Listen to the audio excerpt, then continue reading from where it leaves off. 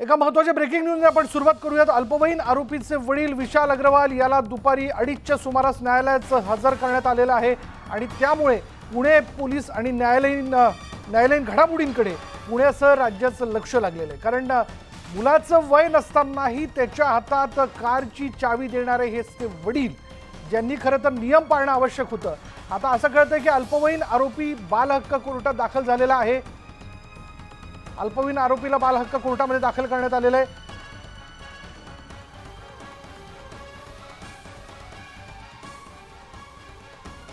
आता बालहक्क न्यायालयामध्ये काय या संदर्भातला निर्णय घेतला जातो हे बघावं लागेल।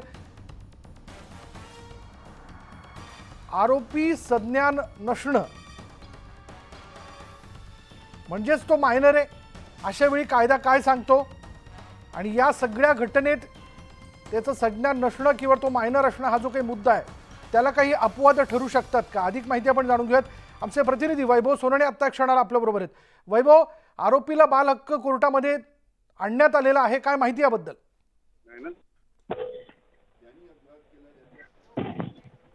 वैभव, तुझ्यापर्यंत माझा आवाज पोहोचतोय?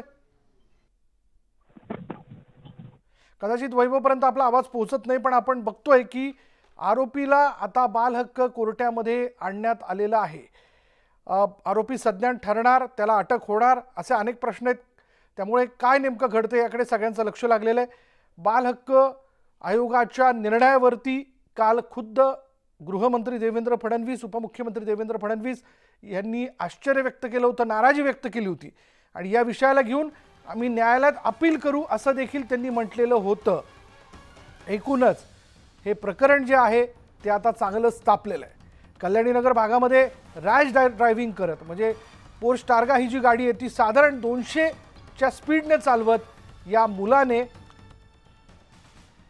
दुचाकीवरील दोघांना जोरदार धडक दिली, ज्यामध्ये त्या दोघांचाही मृत्यू झाला आणि या आरोपीला आता बालहक्क न्यायालयामध्ये आणण्यात आलेला आहे। त्याची एक्सक्लुझिव्ह दृश्य तुम्ही बघताय न्यूज 18 लोकमतवर आणि ज्याबद्दलची प्रत्येक घडामोड आम्ही आपल्यापर्यंत पोहोचवतोय आमच्या प्रतिनिधींच्या माध्यमातून। आमचे प्रतिनिधी वैभव सोनवणे आत्ता क्षणाला आपल्याबरोबर आहेत। वैभव, काय माहिती याबद्दल? विशाल, जो अल्पवयीन आरोपी आहे त्याला बाल हक्क न्यायालयामध्ये हजर करण्यात आलेले आहे। पोलिसांनी त्या संदर्भात त्याला नोटीस दिलेली होती, तो त्याच्या वकिलांच्या सोबतीनं न्यायालयामध्ये हजर झालाय। इथं जो महत्त्वाचा मुद्दा आहे, या आरोपीवरती संज्ञान म्हणून हा खटला चालवता येईल का अल्पवयीन असताना, याबाबतचा निर्णय जो आहे तो निर्णय होणार आहे आणि त्यासाठी सुनावणी जी आहे समोर ती सुनावणी होईल। या सगळ्या प्रक्रियेमध्ये एक महत्त्वाची बाब जी निर्णायक ठरणार आहे ती बाब म्हणजे या आरोपीचं वय जरी 18 वर्षापेक्षा कमी असलं तरी त्यानं जो गुन्हा केलाय अत्यंत गंभीर अशा स्वरूपाचा आहे।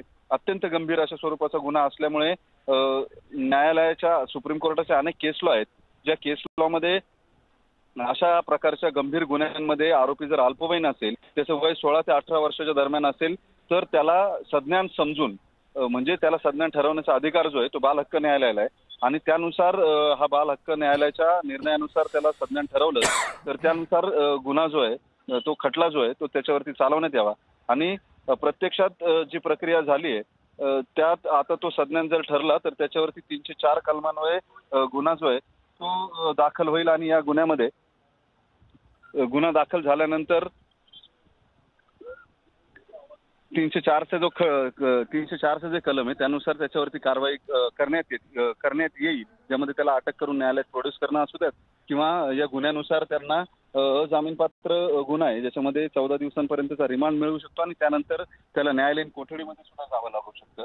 ही सगळी प्रक्रिया जी आहे ती कायदेशीर प्रक्रिया आहे। या बाल हक्क न्यायालयाने जरी त्याला संज्ञान ठरवलं तरी तातडीने लगेच पोलिसांना त्याला अटक करता येईल असं चिन्ह दिसत नाहीये। याचं कारण त्यांना अपिलामध्ये जाण्याची संधी जी आहे ती बाल हक्क न्यायालयाकडून दिली जाऊ शकते आणि जर अपिलामध्ये संज्ञान ठरवल्यानंतर अपिलामध्ये जाण्याची संधी देण्यात आली तर सेशन कोर्टाकडे हे जे आरोपी आहेत त्यांच्याकडून अपील दाखल केलं जाऊ शकतं। त्यामुळे तातडीनं त्यांना अटक करणं हे तुर्तास तरी पोलिसांच्या कवेबाहेर आहे। मात्र पोलिसांकडून आर्ग्युमेंट जे आहे रिमांडसाठीचं ते या न्यायालयामध्ये केलं जाईल आणि जर अपिलामध्ये जायची संधी बाल हक्क न्यायालयाने दिली नाही तर मात्र या अल्पवयीन आरोपीला तातडीनं अटक केली जाऊ शकते। धन्यवाद वैभव या सगळ्या माहितीबद्दल। आता बघूयात बाल हक्क न्यायालयामध्ये या संदर्भात काय निर्णय घेतला जातोय। दरम्यान आरोपीला संज्ञान केव्हा केलं जातं याबाबत वकील अनिकेत निकम यांच्यासोबत आम्ही सविस्तर बातचीत केली आहे। बघूयात त्यांनी काय म्हटलं। ज्युवेनाईल होता आणि 18 वर्षाच्या खालचा असताना देखील त्यांनी मद्यप्राशन केलं, त्याचबरोबर लायसन्स नसताना वेगात गाडी चालवली आणि 2 नाहक बळी त्याच्या या कृत्यामुळे गेल्या।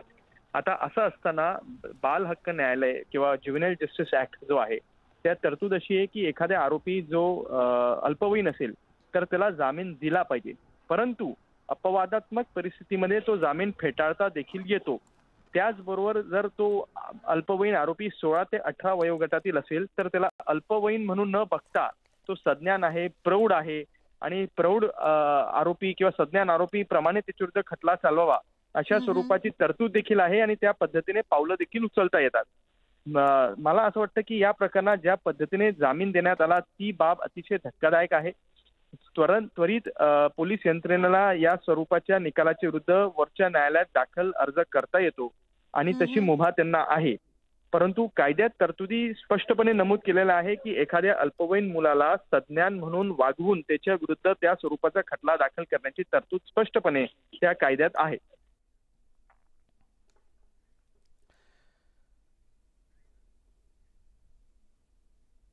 पुण्यात झालेल्या अपघाताचे राज्यभरात तीव्र पडसाद उमटताना दिसतात, त्याबाबत सर्वसामान्य ठाणेकरांना काय वाटतंय जाणून घेतलंय आमच्या प्रतिनिधींनी।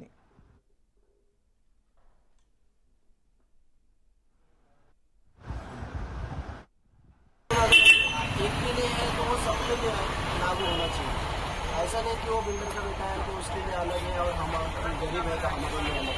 कानून सबके लिए होना चाहिए, अगर उसको सजा मिलती है तो सजा है, गरीबी